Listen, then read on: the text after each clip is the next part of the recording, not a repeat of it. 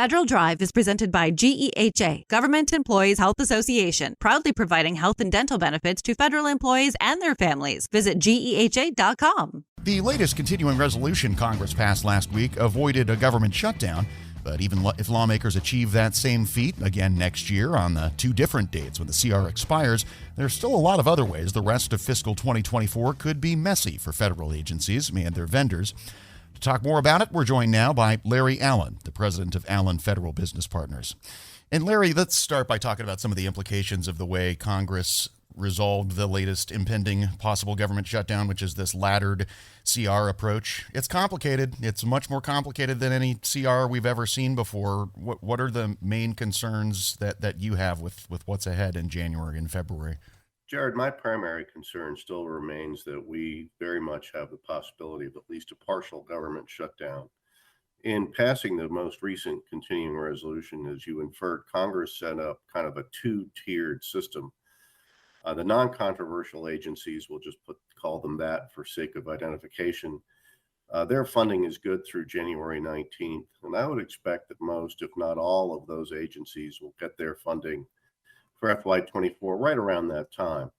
It's the second set of agencies like DOD and the Department of Homeland Security that we have to watch out for. Those are the ones that, although they're funded now through the beginning of February, there's sharp disagreement even within the House of Representatives, not to mention between the House and Senate, on funding levels, where the cuts are going to come, how much aid we're going to provide overseas, things of that nature.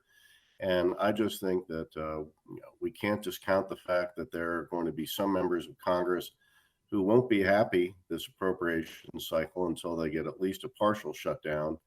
So we've got to watch that. The other issue that I think people need to be aware of is a 1% sequester, an automatic cut that's going to kick in on January 1st. Congress put that provision in the debt ceiling bill earlier this year, Jared, and they said, look, if we, Congress, don't do our job and pass all the appropriations bills by the end of the 2023 calendar year, we're going to impose an automatic 1% across the board cut in discretionary spending. Now, surprise, they didn't get that done by the end of 2023 calendar year, so we're going to have that. Now, Congress could always restore it, but I don't think that they're really in a mood to do that. Yeah, that automatic cuts just struck me as a weird decision, because if there's anything we learned from the last time we did sequestration in 2013, it's that automatic cuts do not work as an incentive to get Congress to do its job. And we obviously saw the consequences of that back then. And I think there's a lot of uncertainty around what that 1% would look like, because it would be subject to some kind of order from the president that would dictate the terms of exactly how it would work. And I guess maybe you have more clarity on this than I do. It would happen midway through the fiscal year when agencies have already been spending at 2023 levels. So that 1% cut would be, it would reduce the budget authority for the entire year in the middle of the year. So it would feel even steeper than 1%. Does that seem right to you? It would feel steeper, Jared, and there are a couple of different ways to measure it. The one that you talked about is the most straightforward way. You're here on a continuing resolution. You can't start anything new, and then surprise, here you are somewhere through the year and you can't even spend the money that you've been spending to keep your doors open and keep all the current missions supported. So, you're going to have a problem with that. But another way that a lot of people are looking at it is look at the Department of Defense as an example. DOD is projected to get a spending increase for FY24. So right now they're stuck at FY23 levels, which, frankly, the Department of Defense has learned to manage on that until the end of the calendar year. Now we're going to have to do it for longer than that. And so not only are they not going to get an increase, they're going to get a cut from their baseline. So if you look at the difference that way, that's a pretty stark cut as well, and a pretty stark cut in an area, national security, where I don't really think a lot of people would like to see a cut right now. And they have the additional management challenge of being, I think, the only agency that has funding on two different steps of the ladder. They have their MILCON budget in that first tranche that you talked about, and the rest of the defense budget on a second step of the ladder that comes later. That's right. You can build all of the military buildings that you need to do all the military facilities. You might just not to be able to put any IT or personnel in them. Let's pivot here to several really significant rule changes that GSA proposed last week. I know you're watching two of them in particular. One dealing with some more clarity around SECA. Let's talk about that and how that would work with schedules and why you think it's a good thing. Jared, what we're talking about here is GSA is proposing to Congress a change in the Competition and Contracting Act that would specifically recognize the GSA multiple award schedule program. When SECA was passed back in the 1980s, I think safely to say before any of us were working in government procurement, they originally called out the multiple award schedules program as meeting the demands of the Competition and Contracting Act if doing so resulted in the lowest overall cost alternative to the government. Traditionally, that's been interpreted as meaning, hey, it's lower if we don't have to start a new procurement from scratch. It's lower if we get to lower our procurement overhead by using pre-existing contracts. And that's always been pretty well understood. More recently, however, there have been some questions about that in GSA and the whole move towards low price, technically acceptable contracting has kind of gotten caught up in this definition, Jared. And so what GSA is trying to do is ask Congress that the language would be modified somewhat so that using multiple award schedule contracts would be in the best interest of the government, so long as doing so represented the best overall value. And that's consistent with the best value message that GSA and other agencies are trying to send for many of their acquisitions.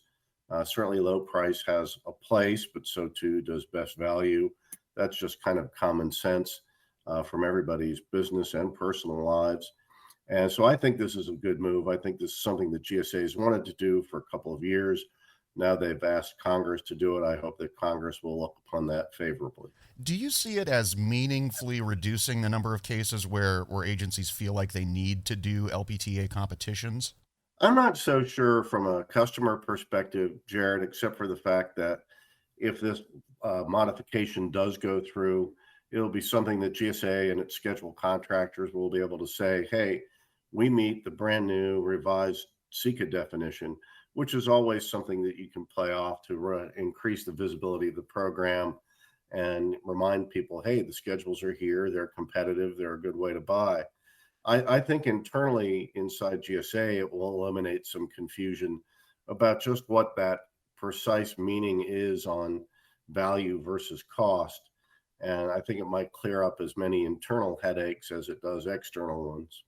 The other one that you flagged for us in this week's newsletter is GSA proposal to make permanent the economic price adjustment changes that were made during the pandemic. Talk to us about why that's a big deal. So this is a big deal, Jared, because the economic price adjustment clause is the way that scheduled contractors can increase their pricing on contract. And up until now, they've had 4 different economic price adjustments clauses in the same schedules program, a lot of it depending on whether or not you have professional services or products. And for products, there had been a 10% cap on how much you could raise your price in any one year. During the pandemic and during the time of inflation in the last year or two, when prices obviously were going up by more than 10% a year in many cases, GSA took a deviation from their economic price adjustment clauses to reflect economic reality, and they're to be applauded for doing that.